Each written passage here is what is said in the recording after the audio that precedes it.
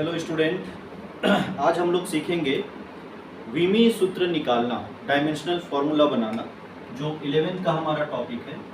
और 11th का topic है यूनिट एंड मेजरमेंट। यूनिट और मेजरमेंट या फिर मापन, जो हिंदी में हम लोग बोलते हैं ना, ये होता है हमारा मापन की। इससे पहले का जो क्लास था उसमें मैंने आप लोग को बताया था कि किस तरीके से हम लोग फंडामेंटल क्वांटिटीज़ लेते हैं, किस तरीके से हमारा डिराइव्ड क्वांटिटीज़ होता है, फंडामेंटल क्वांटिटीज़ कन्वर्जन का जो क्लास था वो मैंने बताया था। तो आज की जो क्लास है उसमें हम लोग देखेंगे एसआई यूनिट बनाना, किसी भी चीज़ का एसआई यूनिट बनाना और उसका डायमेंशनल फार्मूला बनाना। डायमेंशनल फार्मूला का मतलब है विमीय सूत्र बनाना। ये बहुत ज़रूरी है। आप 11th में हो, आप 12th में हो, आप टॉपर में हो, आपका जो कैलकुलेशन होता है वो हमेशा एसआई यूनिट में होता है।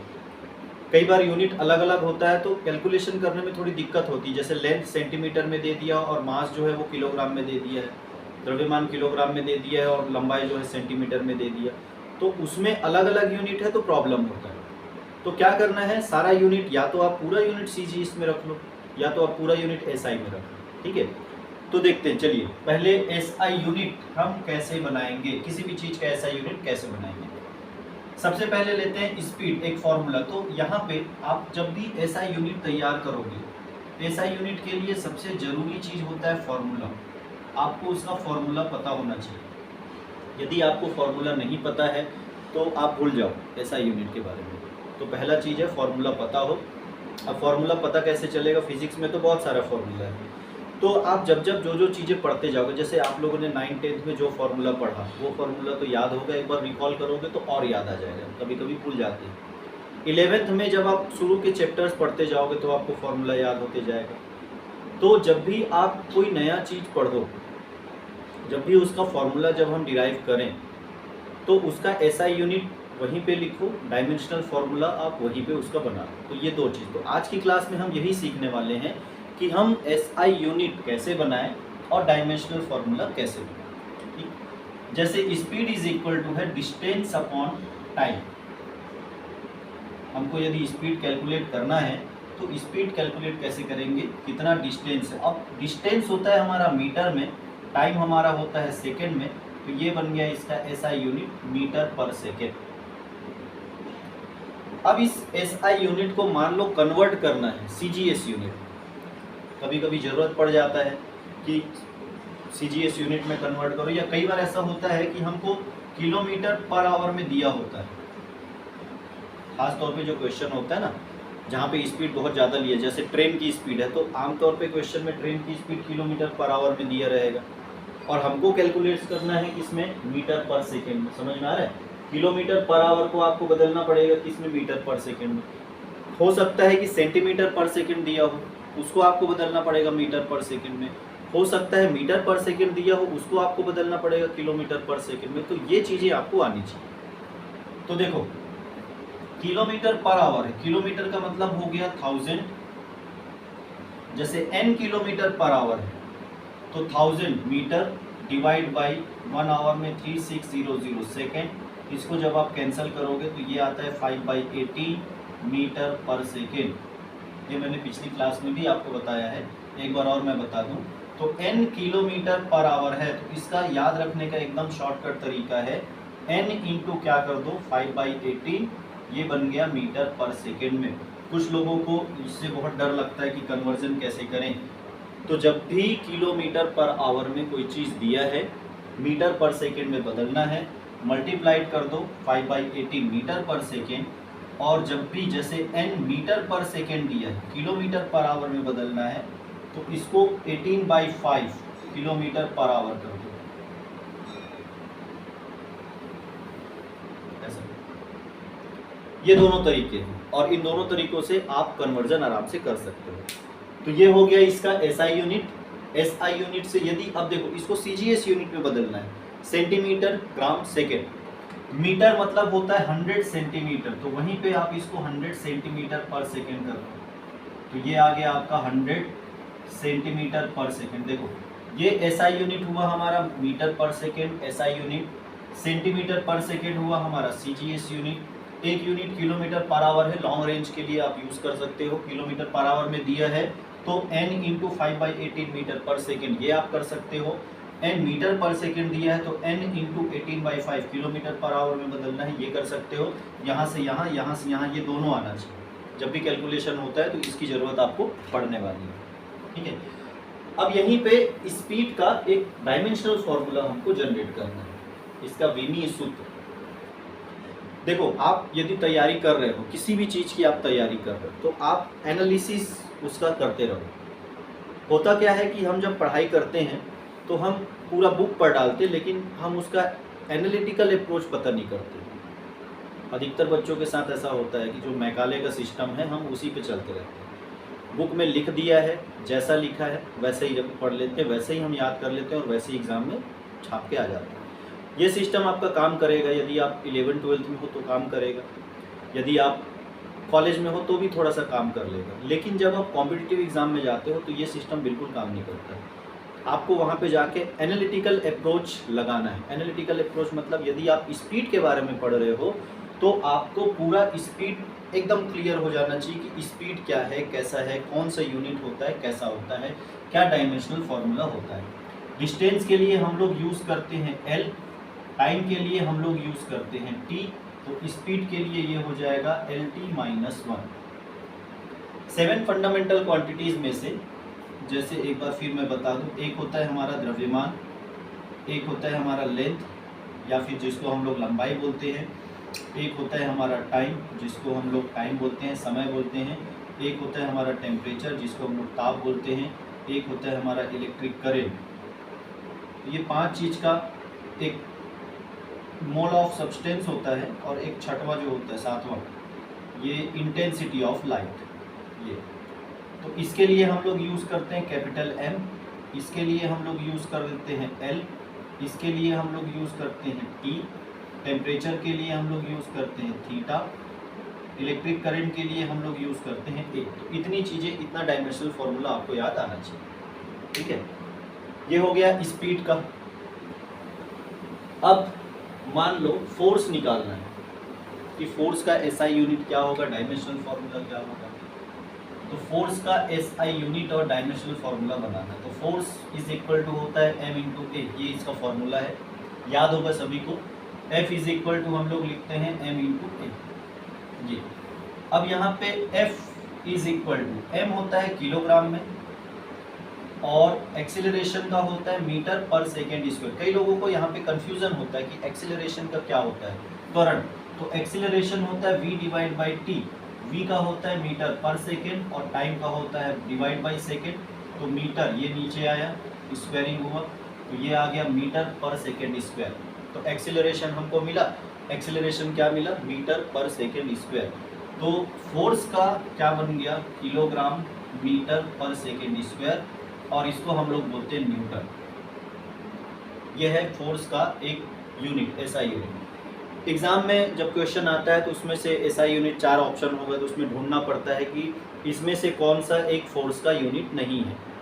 तो आपको थोड़ा सा कन्वर्जन भी आना चाहिए इसके साथ में, या फोर्स के बारे में कौन कौन सी चीज़ें सही हैं, ऐसा क्वेश्चन भी आ सकता है।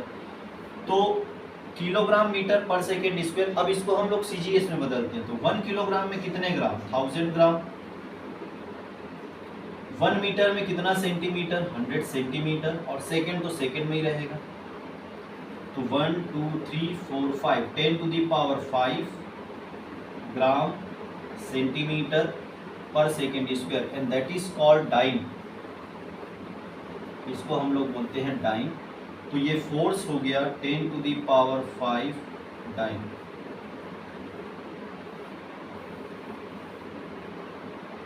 ये फोर्स की वैल्यू है 10 टू द पावर 5 डाइन, ठीक है।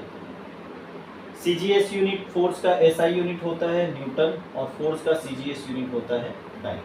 तो इस तरीके से अब इसका यदि आपको डायमेंशनल फॉर्मूला बनाना है तो इसका डायमेंशनल फॉर्मूला हम कैसे बनाएंगे। तो देखो, मास किलोग्राम, किलोग्राम के लिए हम लोग यूज कर लेते हैं M। आप जो भी चीज पढ़ते हो उसका SI यूनिट, उसका CGS यूनिट, दोनों का कन्वर्जन और डायमेंशनल फॉर्मूला, ये चीज़ें तो आपको एकदम कंठस्थ आ जाना चाहिए कि हाँ ऐसा बनेगा। किलोग्राम, किलोग्राम के लिए यूज करते हैं हम लोग एम, मीटर, मीटर के लिए यूज करते हैं हम लोग एल, टाइम के लिए यूज करते हैं टी स्क्वायर। तो कुल मिला के ये बन गया एम एल टी माइनस 2, ये इसका डायमेंशनल फॉर्मूला बन गया। ठीक है, तो फोर्स के बारे में पता चल गया, न्यूटन और ये टाइम। एक तीसरा होता है वर्क। मैं एकदम सिंपल सिंपल सा अभी फॉर्मूला ले रहा हूँ जिसमें आप लोगों को दिक्कत नहीं होनी चाहिए। ठीक है, एक है work, work is equal to होता है फोर्स इनटू डिस्प्लेसमेंट, या वर्क इज इक्वल टू कार्य, कार्य बराबर होता है बल गुणित विस्थापन। ये तो work is equal to force का होता है हमारा न्यूटन, डिस्प्लेसमेंट का होता है मीटर, न्यूटन मीटर, और इसको हम लोग बोलते हैं जूल, है ना। वर्क का, एनर्जी का, चाहे कोई भी एनर्जी हो, एनर्जी का भी होता है जूल, वर्क का भी होता है जूल। तो वर्क के लिए क्या होता है न्यूटन मीटर, मीटर या फिर जूल। अब इसको फोर्स का, जैसे फोर्स है, force is equal to M into A into displacement कर लो। एम का क्या होगा kilogram metre per second square into metre, तो kilogram metre square per second square, ये एक और यूनिट बन गया, एक यूनिट ये बन गया, एक यूनिट ये बन गया। तो वर्ग के कितने यूनिट आपको मिल गए, एक यूनिट ये मिल गया, एक यूनिट ये मिल गया, एक यूनिट ये मिल गया। अब इसको सीजीएस में कन्वर्ट करते हैं, एसआई यूनिट मिला, एसआई यूनिट को किस में कन्वर्ट करेंगे हम लोग, सीजीएस यूनिट। सिंपल सा है एकदम। पहले आप क्या करना, एसआई यूनिट निकालना, उसके बाद क्या करना, उसको सीजीएस यूनिट में कन्वर्ट करना, उसके बाद क्या करना, उसका डायमेंशनल फॉर्मूला। ये तीन चीजें जो है आपको आना चाहिए। ठीक है, तो किलोग्राम, किलोग्राम का हो गया 1000 ग्राम, मीटर, 1 मीटर में 100 सेंटीमीटर का square divide by second square, तो ये हो गया 1000 gram into 10 to the power 4 gram centimetre square divide by second. ये देखो ग्राम, ये सेंटीमीटर स्क्वायर, तो ये हो गया 10 to the power 7 gram centimetre square per second square, और इसको बोलते हैं हम लोग अर्ग, 10 टू दी पावर 7 अर्ग। तो ये रिलेशन भी बड़े काम का है कि 1 joule equal to 10 to the power 7 erg आता है। अब यहाँ पे कितने यूनिट उसके हो गए ध्यान दो, बहुत सारा होता है, बहुत सारे बच्चों को डर लगता है ना। तो देखो फिजिक्स में कई बार हमारे पास ऑप्शन होता है कि हम चीज़ों को रट लेते हैं, ये ऑप्शन काम नहीं करता है लंबे समय तक, क्योंकि आपका क्वेश्चन जनरली ऐसा होगा कि भाई जो 11-12 का क्वेश्चन है उसमें हम बोल सकते हैं कि कुछ क्वेश्चन रिपीट होगा, ट्रेडिशनल टाइप के होते हैं, पर जब आप कॉम्पिटिटिव एग्जाम में जाते हो ना तो क्वेश्चन जनरली रिपीट नहीं होगा। कुछ क्वेश्चन है जो रिपीट हो सकता है, पर ऐसा कोई ज़रूरी नहीं है कि जो आया है वही क्वेश्चन आएगा, या जो जैसा आया है वैसे ही आएगा, या जिस पैटर्न में आया है उसी पैटर्न में आएगा। तो आपको क्या करना है, आपको सभी चीज़ों को अच्छे से समझ के पढ़ के एक बार रख लेना है, क्योंकि सिलेबस आपका बहुत लंबा है। फिजिक्स का सिलेबस है, केमिस्ट्री का है, फिर बायो का है या मैथ्स का है, जेडब्ल्यू के बच्चों के लिए सिलेबस बहुत लंबा चौड़ा है। और इस सिलेबस को आप पूरी कोशिश करो कि कम से कम एक बार पढ़ने के बाद 2 से 3 बार आप रिवीजन मारो, तब कहीं जाके आपको वहाँ का क्वेश्चन समझ में आएगा, आप वहाँ अटेम्प्ट कर पाओगे। आप सोचोगे कि 1 साल का लंबा समय है और हम आराम से पढ़ेंगे, तो एक बार पढ़ने से भैया कुछ नहीं होगा। तो आपको क्या करना है, मल्टीपल टाइम्स उसको आपको पढ़ते जाना। जब तक मल्टीपल टाइम्स आप पढ़ोगे नहीं ना, तब तक कुछ नहीं हो सकता। अब इसका देखो कितना यूनिट हो गया, ये 1 यूनिट, ये 2 यूनिट, ये 3 यूनिट, ये 4 यूनिट, ये 5 यूनिट। ये इस तरीके से कुल वर्ग का 5 यूनिट आपका तैयार है। ठीक है, और वर्ग का जो यूनिट होता है सेम होता है एनर्जी। तो वर्क और एनर्जी एक्चुअली होता क्या है कि हम जब एनर्जी को डिफाइन करते हैं तो एनर्जी का मतलब होता है डूइंग वर्क डन। आप जितना वर्क करते हो किसी भी ऑब्जेक्ट में, वही वर्क एनर्जी के फॉर्म पे स्टोर होगा, क्योंकि ऑब्जेक्ट है, ऑब्जेक्ट के पास एनर्जी कहाँ से आएगा भाई। हम लोग तो खाना खाएंगे तो हमारे पास एनर्जी आएगा, पर ऑब्जेक्ट के पास कहाँ से आएगा। कोई चीज़ आप किसी बॉल को ऊपर उठा रहे हो फिर नीचे गिरा रहे हो, तो एनर्जी उसका कन्वर्ट हो रहा है, पोटेंशियल एनर्जी से काइनेटिक एनर्जी बदल रहा है ना। ट्रिगर दबा रहे हो तो गोली दूर जा रहा है, तो पोटेंशियल एनर्जी बदल गया काइनेटिक एनर्जी में। तो कहाँ से आया, तो हमने जो वर्क किया वही वर्क उसमें सेव होता है एनर्जी के फॉर्म पे। ठीक, तो इस कॉन्सेप्ट को याद रखना, वर्क का और एनर्जी का डायमेंशनल फॉर्मूला सेम है, एसआई यूनिट सेम है, सीजीएस यूनिट सेम है, और लगभग दोनों एक ही चीज़ है, दोनों स्केलर क्वांटिटी भी है। बस थोड़ा सा नाम हमने उसको अलग दे के रखा है, ठीक है। अब जैसे एक फॉर्मूला है F equal to G m1 m2 divide by are square. G का डायमेंशनल फॉर्मूला निकालना है, जी का एसआई यूनिट निकालना है, जी का सीजीएस यूनिट निकालना है, क्या क्या यूनिट जी का हो सकता है। तो सबसे पहले जी इज इक्वल टू हो जाएगा हमारा F are square divide by m1 into m2। G equal to F are square divide by क्या होगा m1 इंटू m2। देखो f होता है हमारा, f का मतलब है फॉर्मूले को फिर एक बार लिख लो m into A into R square divide by m1 into m2। m का मतलब होता है किलोग्राम, एक्सेलरेशन होता है metre per second square, r होता है metre square divide by m1 होगा किलोग्राम में, m2 होगा किलोग्राम में। तो किलोग्राम से किलोग्राम आप कैंसिल कर सकते हो, तो metre square metre into metre हो गया metre cube, per second square kilogram. एक यूनिट इसका ये आ गया, जो कि आपको नहीं बताया जाता है कि एक ऐसा यूनिट है, और यही क्वेश्चन में आ जाएगा। दूसरा यूनिट क्या करेंगे, एफ का एक यूनिट होता है न्यूटन मीटर स्क्वायर पर किलोग्राम स्क्वायर, ये इसका दूसरा यूनिट है। ये इसका आपका एक यूनिट ये आ गया है, ठीक है। तो अब इसको सीजीएस यूनिट में जब आप बदलोगे तो इसको सीजीएस यूनिट में कैसे बदला जाए।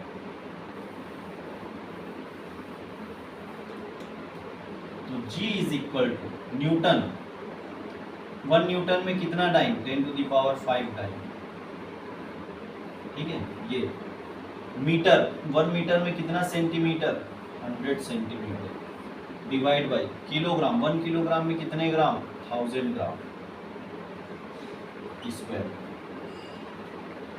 अब इसकी वैल्यू आप फाइंड आउट कर लो सीजीएस यूनिट में क्या होगा, 10⁵, 10⁷, 10⁻, ये 3 ऊपर गया 6 बन गया, 10⁵ इंटू ये बन गया 10⁴ डिवाइड बाई ये बन गया 10⁻³ का स्क्वायर 10�6, ये बन गया डाइन, ये बन गया सेंटीमीटर स्क्वायर डिवाइड बाई ग्राम का स्क्वायर।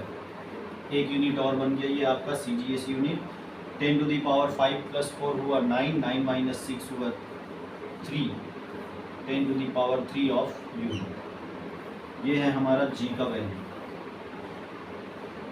सीजीएस यूनिट के फॉर्म में। आया समझ में। तो एक फिजिकल क्वांटिटी है, उस एक फिजिकल क्वांटिटी का बहुत सा यूनिट हो सकता है, उस एक फिजिकल क्वांटिटी का एक डायमेंशनल फार्मूला एक ही रहेगा ना, डायमेंशनल फार्मूला नहीं बदलेगा। डायमेंशनल फार्मूला आप किसी के थ्रू भी निकालोगे तो एक ही आएगा। अब यदि हम इसका जी का डायमेंशनल फार्मूला निकालें तो इसका डायमेंशनल फार्मूला कैसे निकलेगा, तो G is equal to F are square divide by m1 into m2। F हो गया हमारा, एफ का डायमेंशनल फार्मूला mlt-2, एल का dimensional formula L square divide by m1 into m2 kilogram mass, m का स्क्वायर। तो इसका डायमेंशनल फार्मूला हो गया g इज इक्वल टू, इधर गया ऊपर m-1, ये गया l3, ये गया t-2। ये इस तरीके से इसका डायमेंशनल फार्मूला आपका बनेगा, ठीक है। तो आप लोगों को एसआई यूनिट निकालना, जो फार्मूला है जब भी आप किसी भी फार्मूले के साथ में डील करोगे उसका एसआई यूनिट निकालना है, उसका डायमेंशनल फार्मूला निकालना है।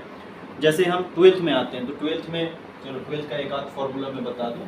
12th में जब हम पढ़ते हैं तो जैसे हम लोग पढ़ते हैं करेंट आई इक्वल टू होता है क्यू डिवाइड बाई टी, तो क्यू इज इक्वल टू होगा आई इंटू टी। सीधा सीधा ये आई का डेफिनेशन है करंट फ्लो करने का, Q divide by T. Simple सा 10th में भी है तो 11th के बच्चे होंगे तो उनको भी समझ में आएगा। क्यू इक्वल टू होगा आई इंटू टी, आई होता है एम्पियर में, टी होता है टाइम है ना, एम्पियर टी एटी, ये इसका डायमेंशनल फॉर्मूला चार्ज का। और चार्ज का ऐसा यूनिट होता है कूलाम, और इसका एसआई यूनिट यदि बदलना चाहो तो एम्पियर सेकेंड, ये भी लिख सकते हो, ठीक है ना। अब जैसे मान लो F is equal to K Q1 Q2 by are square, ये है कूलाम फोर्स, कूलम्ब फोर्स का डायमेंशनल फॉर्मूला बनाना है, तो K इज इक्वल टू, थोड़ा सा बदल लो, इसमें K का निकालना है R1 divide by Q1 Q2। F होता है न्यूटन में, R होता है मीटर स्क्वायर में, और ये होता है कूलम्ब स्क्वायर। तो ये इसका डायमेंशनल फॉर्मूला बन गया। अब F का एक यूनिट और होता है, चाहो तो आप उसको भी रख लो। F का यूनिट होता है kilogram metre per second square, वहाँ से भी एक डायमेंशनल फार्मूला आपको मिल जाएगा, उसका ऐसा यूनिट मिल जाएगा। अब डायमेंशनल फार्मूला बनाना है तो F का होता है न्यूटन MLT-2, F का, R का होता है L स्क्वायर, कूलम्ब का होता है AT, A इंटू टी का स्क्वायर कर दो इसको, तो ये आ गया M, L square into L, ये आ गया L क्यूब, T स्क्वायर ऊपर गया T-4 और A-2, ये इसका बन गया डायमेंशनल फॉर्मूला। ठीक है, तो आज का जो क्लास था इसमें मैंने आप लोग को बताया एसआई यूनिट हम कैसे निकालें, एसआई यूनिट के साथ में हम डायमेंशनल फॉर्मूला कैसे निकालें। ठीक है, अगली क्लास में हम देखेंगे आगे का जो चैप्टर है, आगे के चैप्टर पे डील करेंगे, या यूनिट एंड मेजरमेंट में आगे के टॉपिक पे मैं बात करूंगा कि एरर वगैरह हम कैसे निकालते हैं, जो एग्जाम के पॉइंट ऑफ व्यू से भी इम्पोर्टेंट है। ठीक है, चलिए तब तक पढ़ते रहिए, बाय।